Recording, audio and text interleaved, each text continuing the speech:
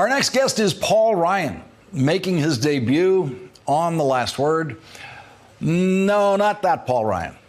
This is the Paul Ryan who wants an investigation of the president and the porn star, the Paul Ryan of Common Cause. Common Cause has filed a pair of complaints today alleging that the $130,000 payment reportedly made to an adult film actress who claims to have had an affair with President Trump may have violated campaign finance laws. In submissions to the Justice Department and the Federal Election Commission, Common Cause says the payment to Stormy Daniels, which the Wall Street Journal reports occurred about a month before the election, amounted to an in-kind donation to Donald Trump's presidential campaign. Common Cause says the payment should have been publicly disclosed in official reports. Stormy Daniels told In Touch magazine in 2011 that she had an affair with Donald Trump in 2006. The magazine published her full interview last week, only after the Wall Street Journal report.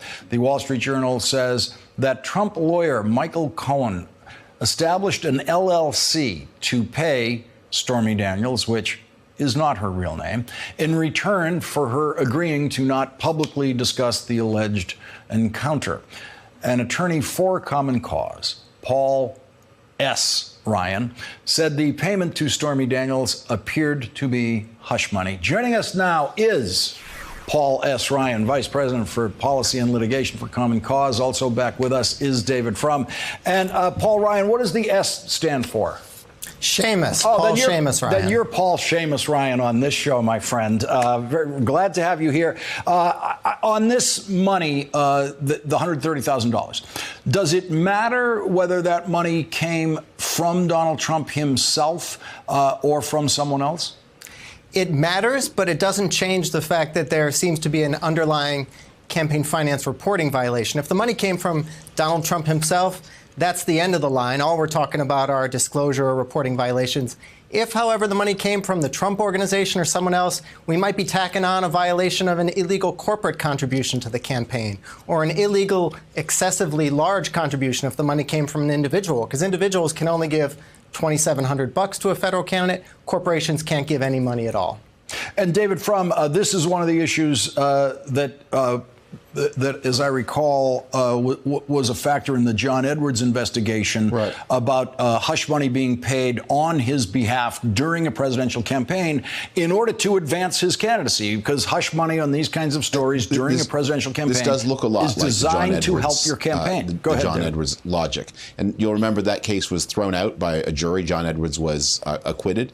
And the prosecution was pretty widely derided at the time as political. In fact, the prosecutor who brought the case in 2012 is now the Republican congressman for the 2nd District in North Carolina, and it was widely thought that political ambition was what led him to bring the case, and that was why it got so much criticism.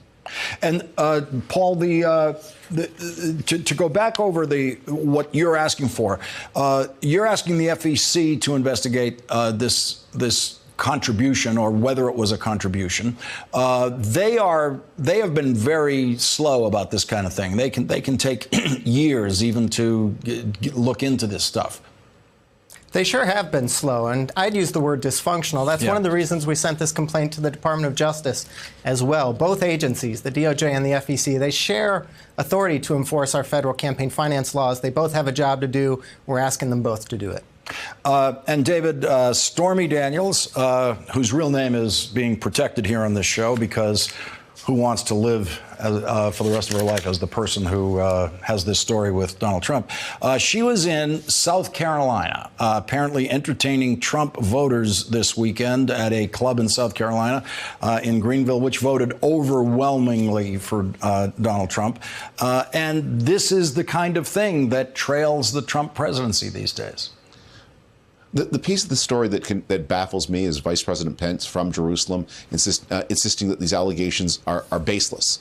How would he know? And why does he keep repeating these things so confidently without that knowledge? He keeps being led into positions where he says false things. I guess he's a very good Christian because he keeps forgiving the people who put him in that position. Paul Ryan and David Frum, thank you both for joining us tonight. Really appreciate it. Thank you.